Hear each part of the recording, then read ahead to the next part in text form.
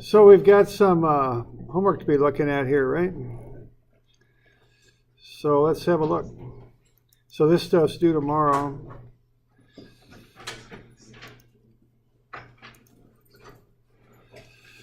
So there's some different kind of levels of this, you might say. So let's kind of start with basic trusses. So that's 292. So when you got a truss, the first thing you want to do is find the reaction on the truss. Okay? So you treat the truss as one whole object, and then you want to find the forces acting on it. So what we have here, we got a roller. So we're going to get a force going up on it, and then we've got a pin joint.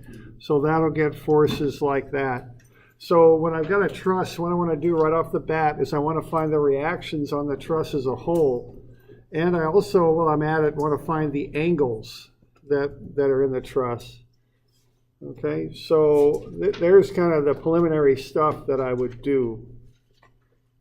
So I'm going to find the angle for the members there. Now, quite a few of them have a rise of 1.5 to a run of 2. So I can just use arctan on that and get 36.87.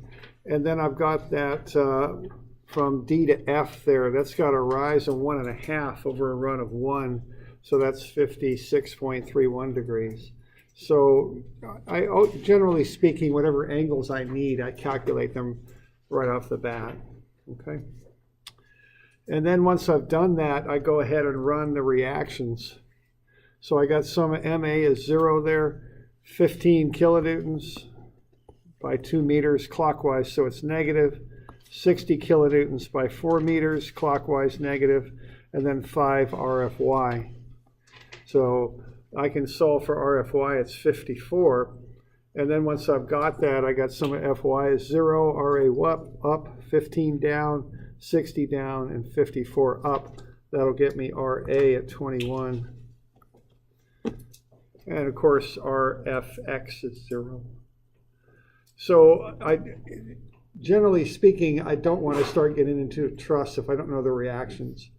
There's some cases when you can do it, but normally you need the reactions to do much with a truss. So be sure that you're taking that first step to find reactions. Okay.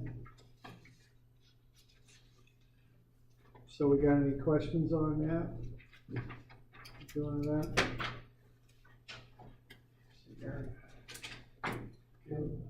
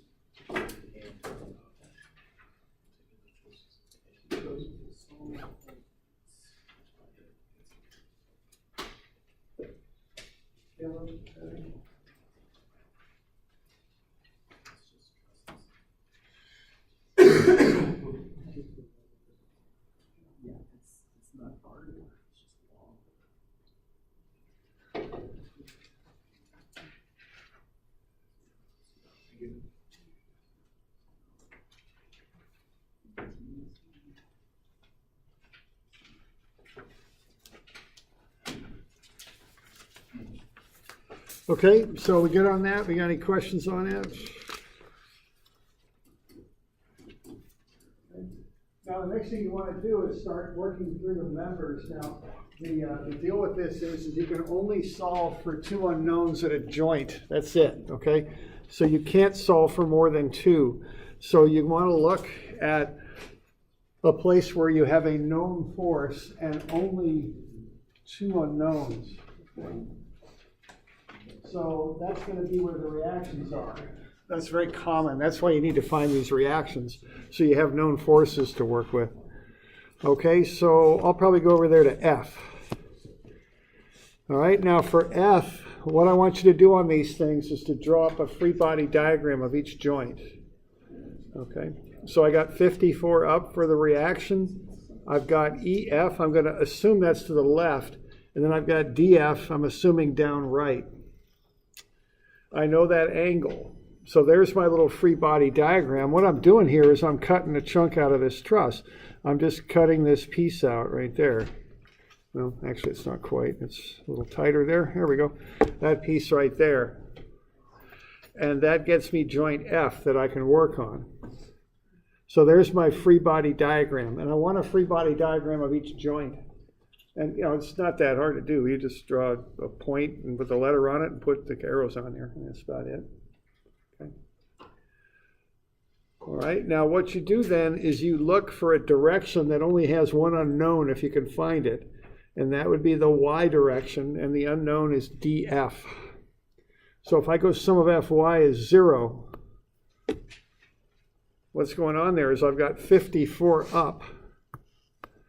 And then I know that joint's in equilibrium, so I've got df pushing down to hold it in equilibrium. So I got 54 up minus sine of the angle times FDF down. Solve for FDF, I get 64.9 compression. Okay.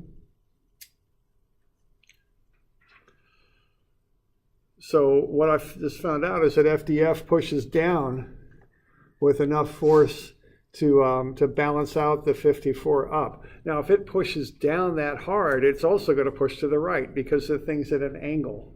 So when FDF pushes down, it also pushes to the right. So I can write up sum of Fx now, set that equal to 0, and I'm going to have FEF to the left, so that's a negative, plus cosine 56.31 times 64.9 to the right. Okay? Because the 64.9 is now a known. I just found it up above. So I can solve for FEF, and that's 36. So we good with that? Any questions on that bit? Okay. And this stuff, we got a test coming up a week from today, right? A week from yesterday. It'd be Monday. And this will be on it. I mean, I'm sure to give you one of these to do. So get this figured out, okay? Just step by step how you do it, okay? All right. Okay, now once I find those, I put them on the truss. So I've got them there on the diagram of the truss. Now notice I found that DF was going down. That meant it was compression. It's pushing on the joint. So if it pushes on F, it also pushes on D. So that member is in compression. It pushes on both joints. Same thing with EF, although it's in tension, it's pulling on both joints, okay? So what they do to one side, they do to the other. Think of taking, for compression, or for tension, think of taking a rubber band and stretching it. It pulls on both of your hands, pulls both of your hands inward. That's what that member EF does. And then think of a block of foam rubber that you're pushing in on, it'll push back on both of your hands. So your diagram should reflect that. Okay. So once you've found one, you can go to the next joint. Okay. So I'll probably go to joint E. I'm not going to go to joint D because I've got 3 unknowns there. That's too many. I can't solve for 3 unknowns. I can only solve for 2. So I'll go to E. Oop. Now E is pretty straightforward. I just got sum of Fx is 0, and I got minus FBE plus 36. Plus 36 because EF is pulling E to the right. So BE is 36 to the left, which is tension. It's pulling on joint E. And then I got sum of Fy is 0, and that's just equal to FDE. FDE is a 0 force member. There's no force in it. Okay? We're doing okay with that one?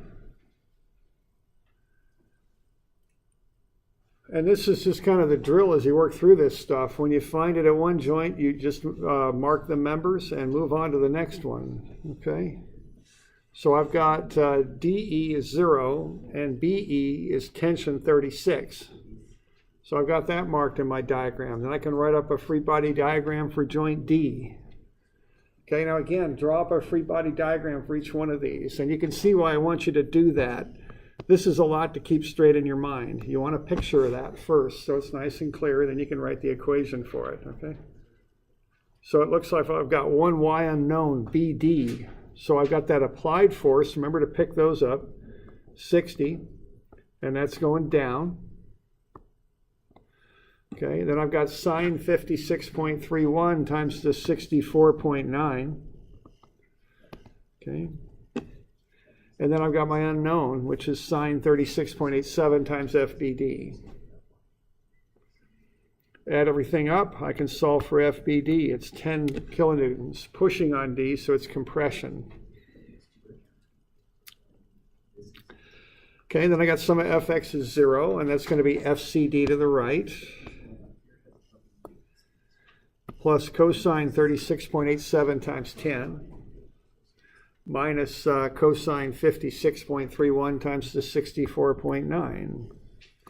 Solve for CD, it's 28 compression. Okay. So that's basically how you do a truss. You just kind of step through it, one step at a time. Okay. And when you find the forces in a member, just mark it on the truss and move on to the next one. Remember that compression pushes on joints, tension pulls on joints. Remember that.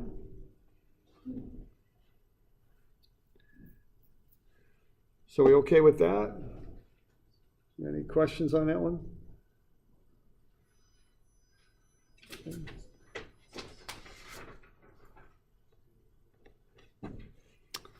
All right.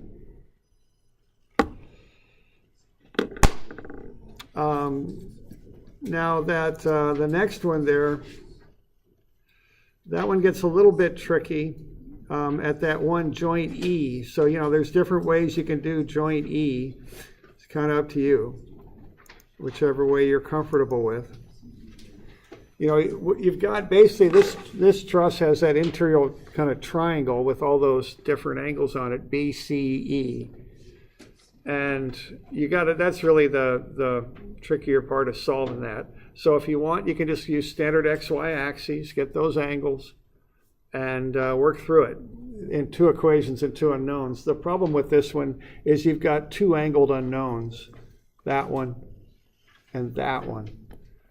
So if you want to, you can just do two equations and two unknowns, set up sum of Fx equals 0, which would be FBE cosine of the angle, 26.57, minus cosine 45 FCE.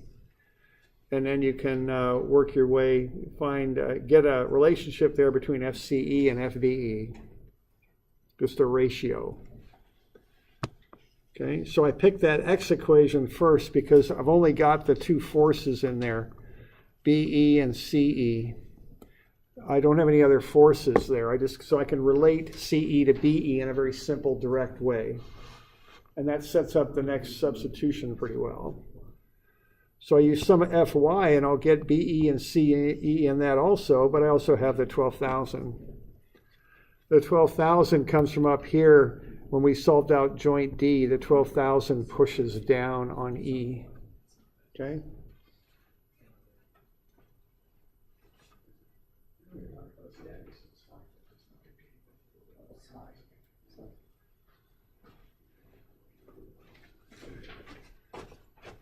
Okay, so we good with that? So that's one way to do that. Two equations, two unknowns. You know, a little bit of algebra there. You know, I'm overkilling it. I'm being very careful about it, but you know, I'm doing that for a reason because I don't want to drop a negative or anything like that. Okay. Now you could also get a little tricky on one of these and angle your axes. Go with inclined axes like that. Okay, so I went ahead and did that and went sum of Fy prime on that. Now the downside of that is you got to do a little bit more with the angles.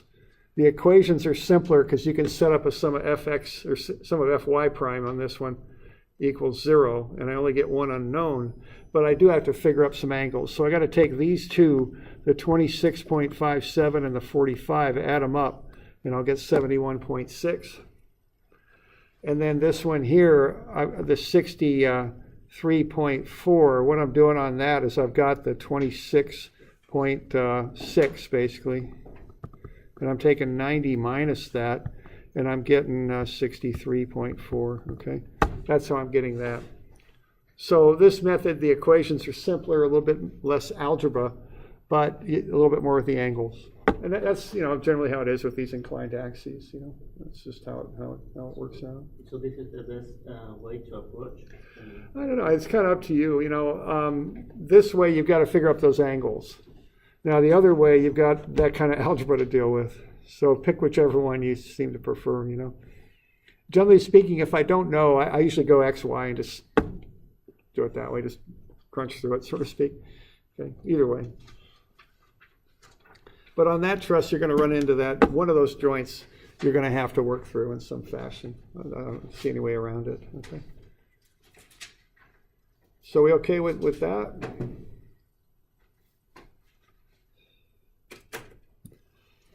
All right, so that's the basics on those, on a truss. How do you solve that?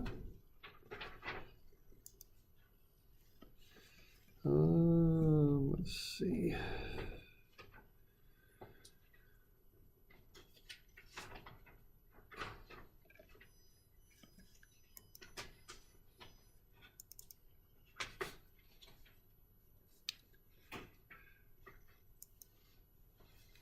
All right, now we have those zero force problems.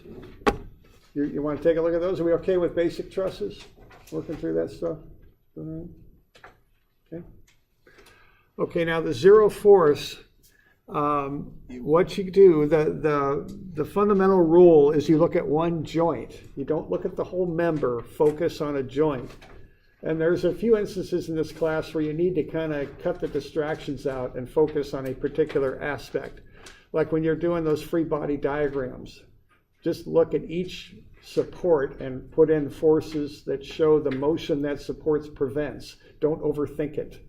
This is a similar thing. Don't overthink these. Look at one joint. If you can prove a member is zero at a particular joint, it's zero, even though you can't see it at the other joint. Okay? Now, another thing about these is there's certain common situations where these things come up. Unloaded corners are a very common situation. So if I go X and Y for joint B, if I go sum of Fx equals 0 at joint B, what I'm going to get is the force in BD. So that's a zero force member. Similarly, if I go sum of Fy is 0, what I'll get is FAB. So at joint B, you can identify BD and AB as zeros. You can't really see it at joint A, nor can you see it at joint D. Okay? But you can see it at joint B, and that's good enough. So just focus your attention at one joint at a time when you're looking for these things. Okay? So there's probably a couple more zeros in that one, okay, I think. A couple more? We got any questions on that one? And the other thing I'll mention real quick is, remember, you're just going to pull out whatever page this is. What page is it? 18. Page 18. Just pull it out of your book. Mark the zeros. Put zeros on the ones that are zero. No problem write-ups. None of that. Just pull page 18 out. Put zeros on them. That's all I want. Okay? Yes. Question.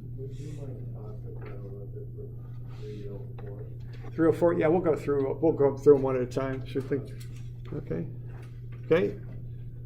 So 302. Now 302, if I go to joint B, let's say, what I can do at joint B is, this is for B, I can go sum of Fy is 0. Now I've got a little bit of an angle in there, but that really doesn't matter. All I'm going to get there is sine of theta, whatever theta is, times FFB, see?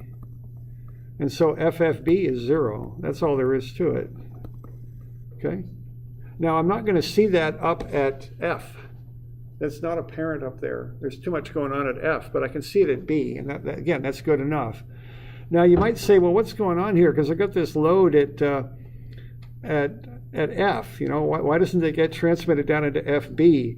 Here's a best common sense explanation I can give you why is you're going to push on FA, and it's going to push back. So FA will be in compression. Boy, I just can't get that pen to work sometimes. There we go. So FA is going to do that. Now, when it starts pushing down at joint A, this support, which is on a solid surface of some type, is going to say, no, no, no, you're not going down. I'm pushing up on you. You're not going to do that, okay? Same thing with FE, okay? You've got a support there that's going to push back. But what happens when you start trying to pick up load in BF? There's nothing down there. Most joints and things are just a little bit loose, okay? What's going to happen there is AB is going to sag a little bit, and so is BC. And it's going to give a little bit. But as soon as it starts to give, this thing's going to kick in, and that thing's going to kick in. See? Those two are solid. They're going to prevent any sort of motion down. So there's two other zeros in there, okay? And that's kind of the common sense reason why that's occurring. They don't have anything under them to hold them up. Okay, that's what's going on there, okay? So there's a couple more in there that you could find. Okay.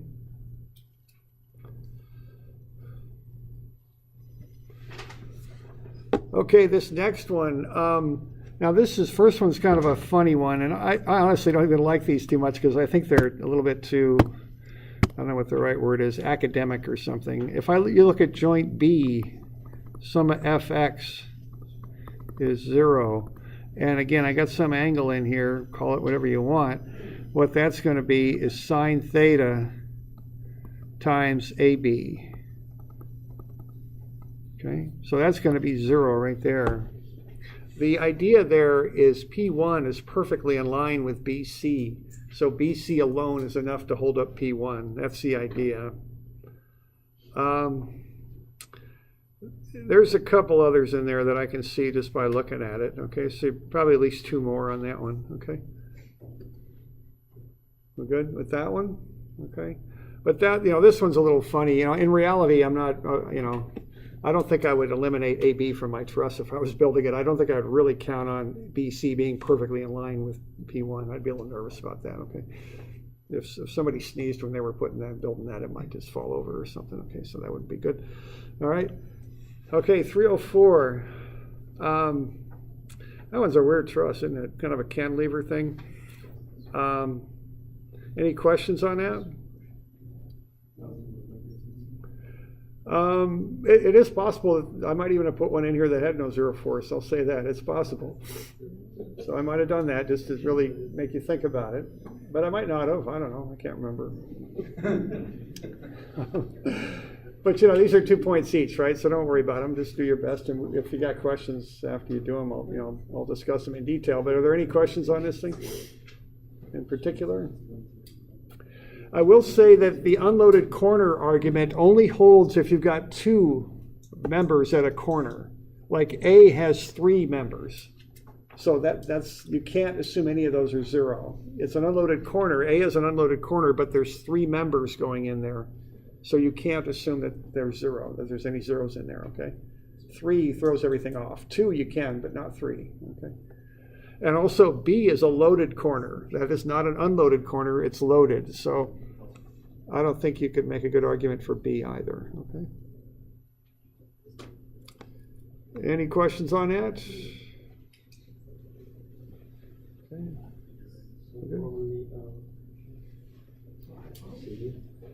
C, man, no way on C. 1, 2, 3, 4 members and a force, just too much. These zero force ones are simpler, they're not really complex, because if you got a whole bunch of members there, you can have too many of this is pulling, this one's pushing kind of things going on. So I don't know. Like I say, I might have gave you a trust that I didn't have any. I don't know. Maybe. Okay. All right. Okay. 305. Now on 305, here's the deal with this. There's a few of them in here. This one is kind of, these, I put all of these in here for a certain reason. This one is to illustrate the idea of chains, kind of, okay, can you see that BC is a 0 force when you look at joint C? You can see that. Now, once BC is 0, it's like it's not even there. Get it out of there. Use some white out and get rid of it, okay? That's the idea. Now, what happens when that's not there? You can go up to joint B, right? And what can you conclude about BD? That's 0, okay? So once you take 1 out, or eliminate it, and then you can follow it through. There might be others linked to it, okay? So there might be a couple more in there, maybe. Okay. Have a look. I don't know. I don't want to just tell you, I don't want to just tell you, but have a look. I'm not trying to be too goofy here, but, All right. We good with that? So we good? All right. Okay, the next one then, we got some of these section problems. These are a little bit more kind of advanced kind of things. So this first one here, what we would do on this, that's the wrong one. Okay. Oh, B. Okay. Okay.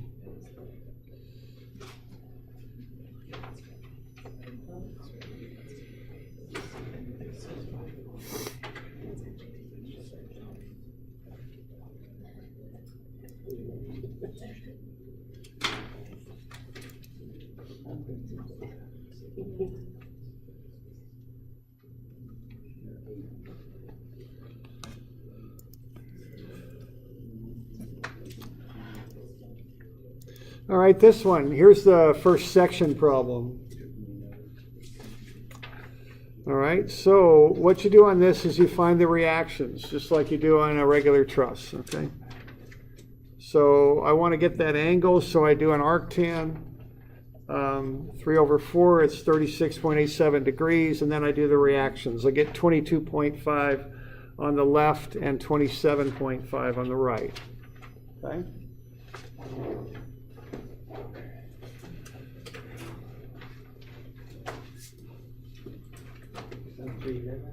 This is it's 311. Yeah, I've renumbered them. So this is 311 is what this is. Thanks, 311. Okay. Now, what we want to do on this is find CE, CF, and DF. And I want you to use sections on these. So the general thing that you do is you make a cut through the members that you want to solve for. All right, so I'm going to make a cut straight down through that thing. It's like taking a saw and cutting down through between CE, CF, and DF. So I'm going to cut the truss in half. And I do this after I found the reactions. And I'm just going to use the left-hand side. So notice the right-hand side is completely gone. What I'm doing, I'm looking at how CE, CF, and FD hold the thing in equilibrium, hold that left-hand rectangle in equilibrium. I also include the applied forces, the 22.5 up and the 20 down. And then I just look for ways to solve for this. So what I'm doing here, I'm basically considering the truss to be a solid piece, or excuse me, that one panel of the truss to be solid. So right in here, I'm considering that to just be a solid piece of metal or whatever, just a solid panel. And then I've got these forces, the 22.5 at A, the 20 at D, and then these three unknowns. And I just do some statics and solve for it. So sum of Fy is 0. That's 22.5. That's fine, okay? And then I got 22.5 up, I got 20 down, and then I have my unknown. Sine 36.87 times FCF, so I can solve for the unknown. It comes out to be positive 4.17, so that's tension, it's pulling. Okay? So I just look for ways to solve these things. It's just a statics problem is what it is. Okay, and I prefer force equations to moment equations. Now, of course, I can't always use moment equations, but that's what I prefer. I can't always use force equations, but if I can, I use them. Okay. So we okay with that? We're good. All right. All right. Now this next one here, I've already solved for that top one. I'm probably going to have to do a moment equation. So I did a moment about a point where two of the unknowns intersect. So again, I'm just treating this like it's a solid object here, like so. And then what I'm going to do is I'm going to look at how these things work here. I've got I've got three forces radiating out, two of them from C. So if I take a moment about C, I'll eliminate FCF and the 4.17 and the 20. So if I take moments about C, all I got to deal with is FFD and the 22.5. So I get 22.5 times that moment arm of 2, that's clockwise, so it's negative. And then pulling back the other way, I got FFD, which will go counterclockwise about C, and that's got a moment arm of 3. Okay? So that's how you do this method of sections. What you can do with this is go inside a truss and figure out forces and members that are inside the truss. Okay. So we got any questions on that one?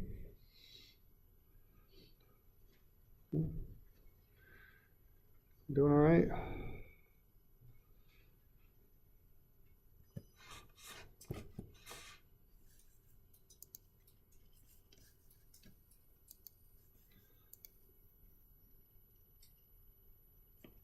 All right, so that's that one. Now the other two are a little bit trickier.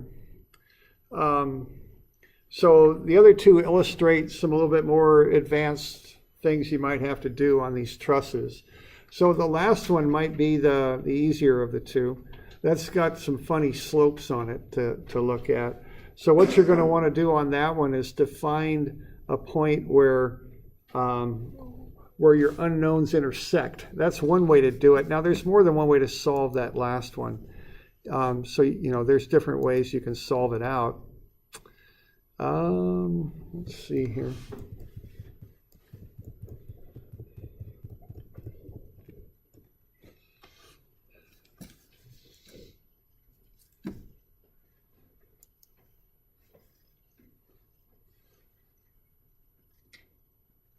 Let's go to 313 first. All right, so what you want to do on this is find the reactions, just like you do. So they're 8.09 on the left and 6.91 on the right. Now what you want to do is find the force in BG. That kind of cuts diagonally through from B to G, so it goes down and to the right. I've got those angles in there, 38.7 and 50.2. Now notice that 50.2 and 38.7 do not add up to be 90, so don't make any assumptions on that.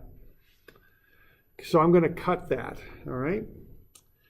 Now, if you do that, if you want a quick solution, there's different ways to do this one.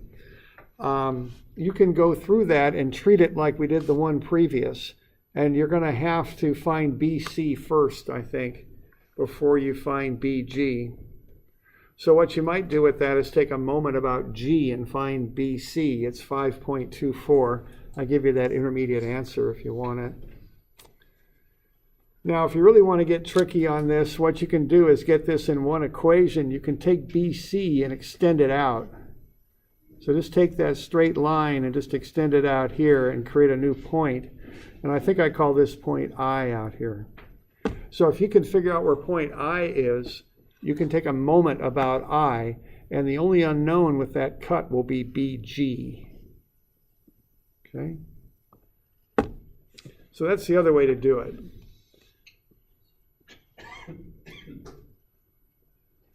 So what you'd want to do then would be to project that slope of BC out until it gets down to the bottom level of A there, and see how far to the left it is of point A. All right, so what you would do then would be to look at the slope of that. Now the slope of that is what? 1.6 down, or 1.6 to 2. That's the slope.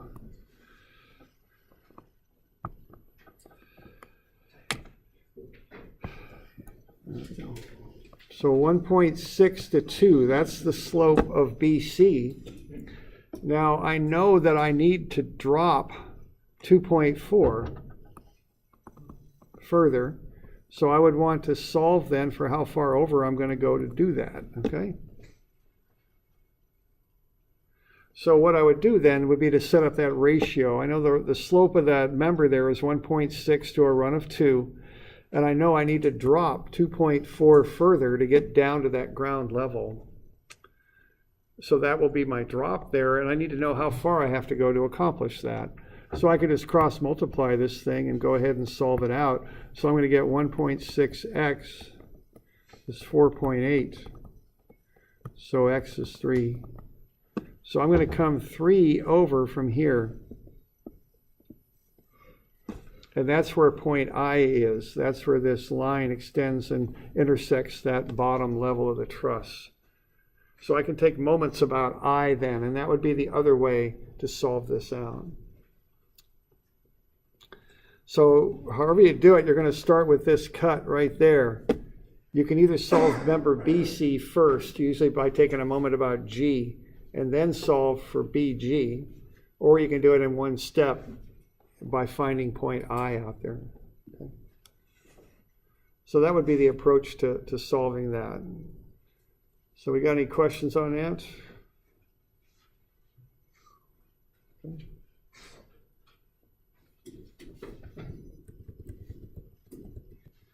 Okay, now the last one is a lot trickier. It's kind of a weird looking truss, obviously. So this is 312. I've got some of those angles filled in there that you need to find, and I have the reactions here. I've also got a whole bunch of check answers there. Depending on how you did it, you might want to check in on those. That way if you're getting off to a bad start, you'll be able to figure that out early, okay? So there's some check answers. So what you want to do is find FG. So my thought process on this is I'm going to start with looking at FG right there. Now I'm going to make a cut through there. Now when I make a cut through there to find it, I see I'm going to have some challenges here because I'm cutting through 4 when I do that. And that's one too many. I can't solve that all out in one step, okay? What about cutting out C? Cutting out C? It's not right. Yeah, you could, well, you can't cut through a joint. You can, between C and G? Yeah, kind of out here. I just can't get that pen to work. Yeah, I think that's what I would do. Or if you want, you can even pull it in a little bit closer. You can cut here. So somewhere you're going to have to cut. Now you're going to have to solve for something before you get FG. And I think what I would do, I would solve for EF. If you can find EF, you can get FG pretty quick. All right? So I would probably do that. Use this second cut is probably what I would do. And then maybe take moments about G. If you can do that, you can solve for EF. Once you've got EF, what you can do is cut a free body diagram around F. And then you could solve for that FG. So the first thing I'd do, I would find EF. Okay, and I would use this cut right here. Call it cut number 2.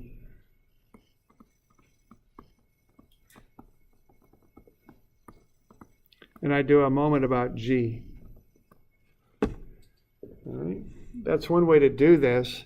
And what you'll find is that FEF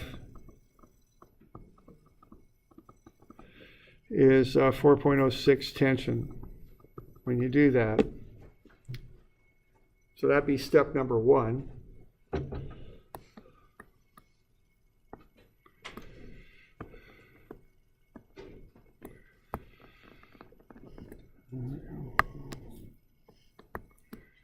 Okay, now once you've done that, you can go to step number 2.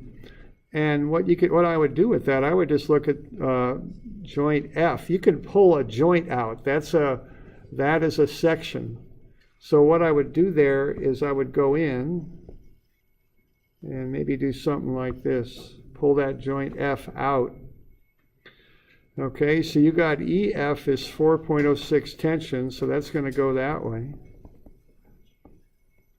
And that's 31 degrees. And then you've got FH doing that. And then you've got FFG doing that. And what is that, 63.4 degrees, is that right? There you go. Can you solve that to get FFG? So that's the tricky way to do it, okay? You just kind of go in there and pull joint F out of it after you find EF.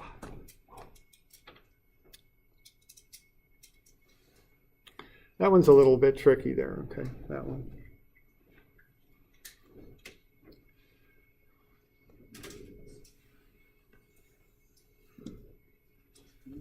So we got questions on that one?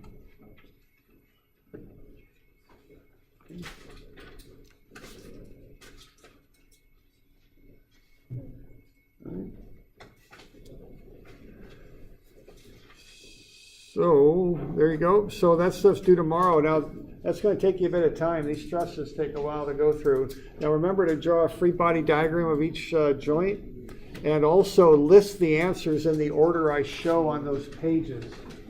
So it's hard for me to hunt around for a bunch of different answers. So what I want you to do on these is to list the answers in the order shown. And by that, I mean look at the page where these things are. And those pages are 17A and B. So fill in those answer blocks for these, for those, for 292 and 294.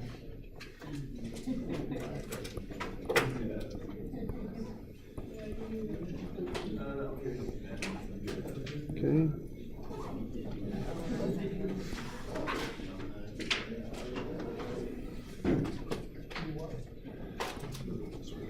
So I want the answers in that order, okay? And get me a free body diagram for each joint too, okay?